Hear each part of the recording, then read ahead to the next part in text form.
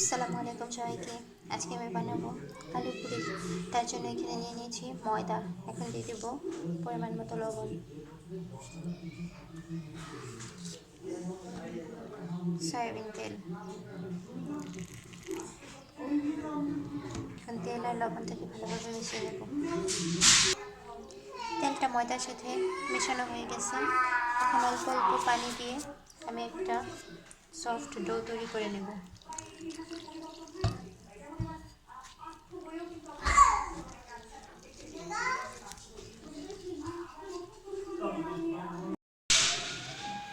Soft একটা do কিন্তু আমি তৈরি করে নিয়েছি।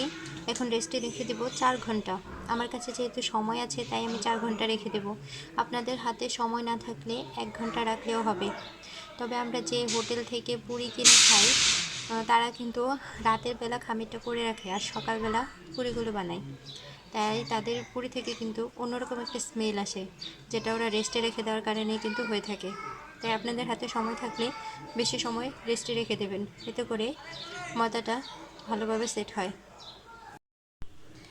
আলু পুরি বানানোর জন্য আমি এখানে নিয়েছি 2টা শুকনো মরিচ, আর এখানে আছে পেঁয়াজটাকে আমি সরিষার তেল দিয়ে বেরেস্তা করে নিয়েছি। এখানে আছে লবণ। এখন আমি পেঁয়াজ আর শুকনো মরিচ আর লবণটাকে ভালোভাবে মিশিয়ে নেব।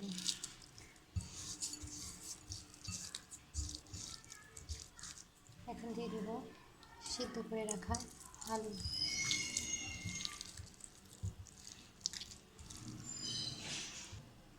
আলুটাকে আমি পেঁয়াজ আর মরিচের সাথে ভালোভাবে মিশিয়ে নিয়েছি।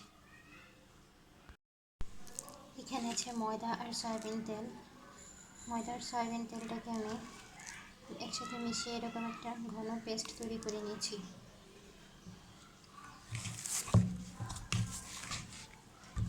ময়দার খামি থেকে ছোটো ছোটো লিচি কেটে নেব। আমি ময়দার খামি থেকে একটা লিচি কেটে নিয়েছি এবং একটা রুটি বেলে নিয়েছি। এখন দিয়ে দিব ময়দার পেস্টটা। এখন এভাবে পরোটার শেপ দিয়ে নেব। এভাবে ভাঁজ দিলে ভিতর থেকে পুরটা বাইরে বের হয়ে যায় না, আর পুরিটাও অনেক খাস্তা হয়। আমি এভাবে সবগুলো বানিয়ে নেব। আপনারা কিন্তু এভাবে না বানিয়ে আবার এভাবেও বানাতে পারেন। এভাবে হাত দিয়ে টেনে তারপর এখানে ময়দার পেস্টটা লাগিয়ে নেবেন, তারপর আবার এভাবে লাগিয়ে দিবেন। আমি এভাবে রেখে দেব 10 মিনিট সবগুলোকে। এখন আমি আলুর পুরটা ঢুকিয়ে নেব।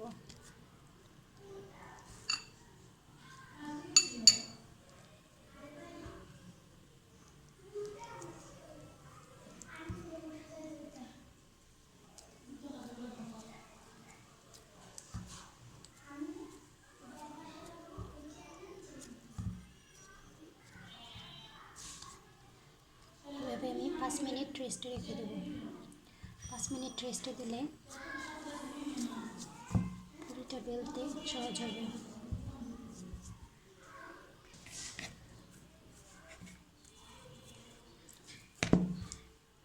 এখন এটাকে আপনি বেলেও নিতে পারেন বা হাত দিয়ে এভাবে চেপে চেপেও পুরির শেপ দিয়ে নিতে পারেন।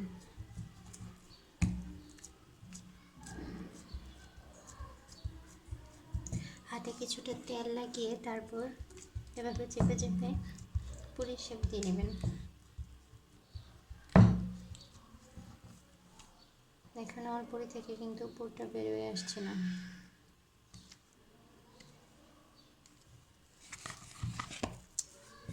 এখন আরেকটা আমি আপনাদেরকে বেলে দেখাচ্ছি। অবশ্যই এই কাজটা হালকা হাতে করবেন।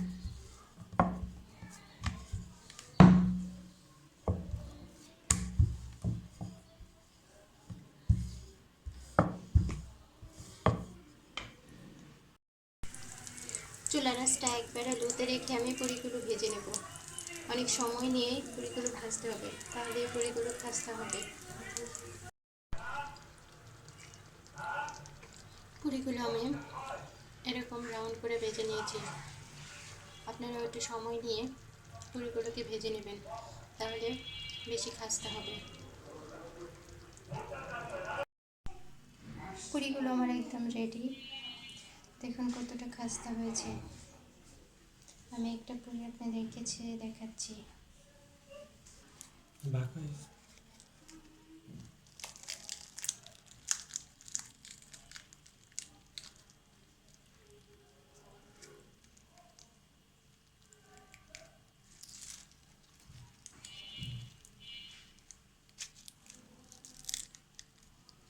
দেখুন কতটা খাস্তা হয়েছে, আর ভিতরে কতগুলো লেয়ার হয়েছে। আপনারা বাসায় অবশ্যই ট্রাই করবেন।